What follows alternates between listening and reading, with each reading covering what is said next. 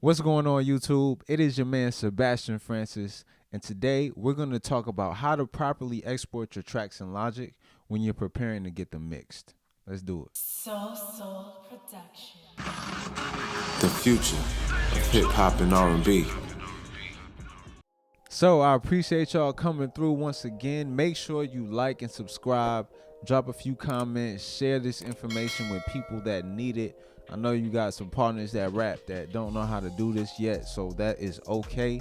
We're going to talk about it today because there's been one too many times where people have sent me records to mix and their vocals are not the same length as the beat. You know, it might be like, oh, this vocal is 1 minute, this vocal is 20 seconds. And as an engineer, that's one of the most frustrating things because then you have to go and then try to realign everything.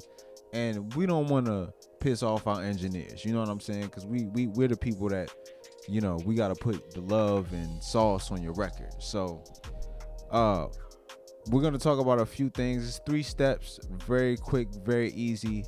The very important thing I want to mention before I forget is to name your tracks, because naming your tracks and making sure everything is the same length will make that process a lot easier for your engineer, and they're prone to work with you again.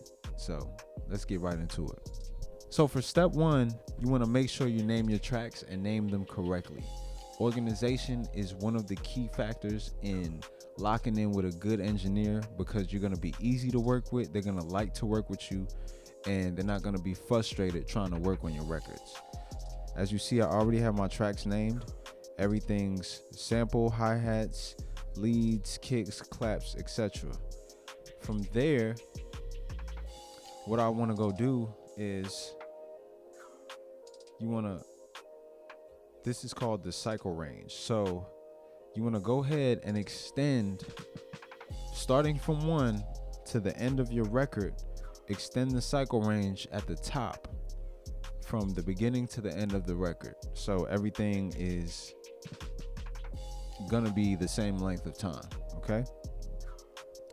Step 2, once you selected the cycle range and named your tracks, the next thing you want to go do is highlight all the tracks that you need to export. So I'm just gonna go hold shift and click, and this way it'll highlight all the tracks for me.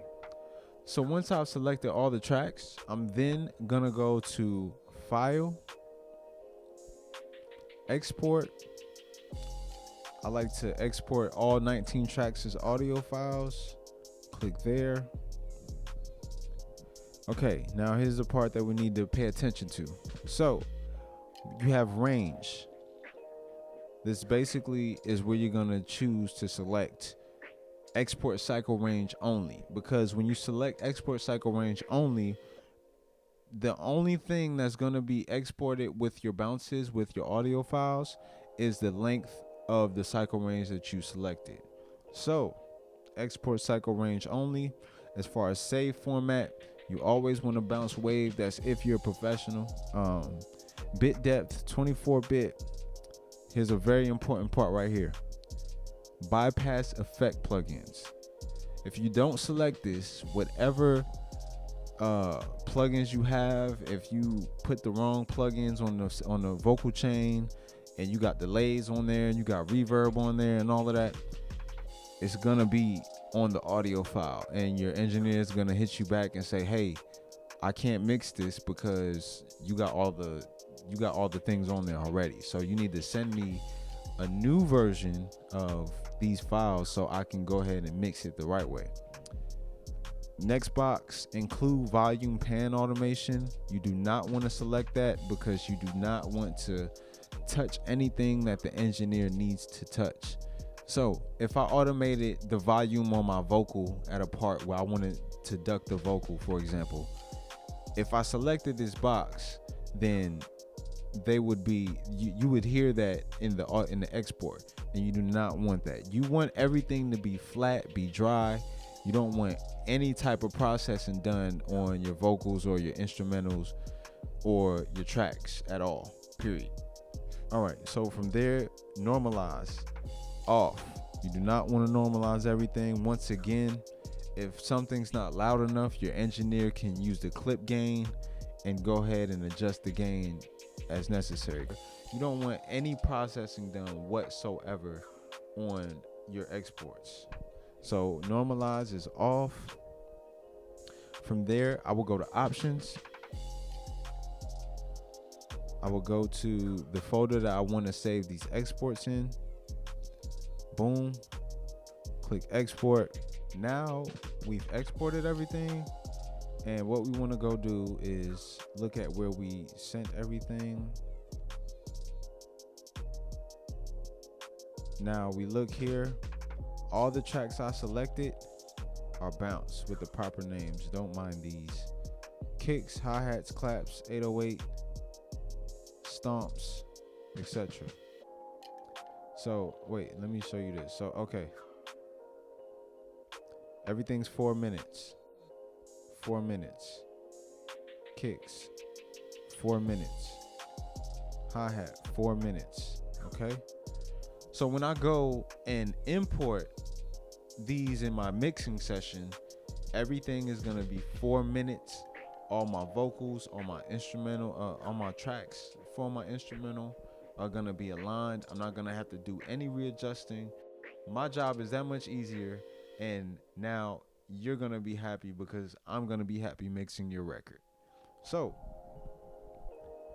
appreciate you guys coming through. This was a very quick and easy tutorial. Make sure you guys like and subscribe, of course. Make sure you go ahead and get that industry vocal template that I dropped in my last video and showed you guys how to mix. Make sure you go check out my Spotify, my Apple Music. Go check out all the things that I'm working on right now. And oh yeah, we got the gold record merch t-shirts. You want to go ahead and get you one of these, SebastianFmusic.com. You can go get yourself one right now. And yeah, man, just let me know what you guys want to learn moving forward, because I'm I want to be an open book. I want to share my knowledge. I've been doing this for a while, and I'm appreciative of everybody that's put me under their wing in my lifetime and showed me what I've learned, and I want to pay it forward. So appreciate y'all coming through. Once again, it is Sebastian Francis. I appreciate y'all, and we are out of here.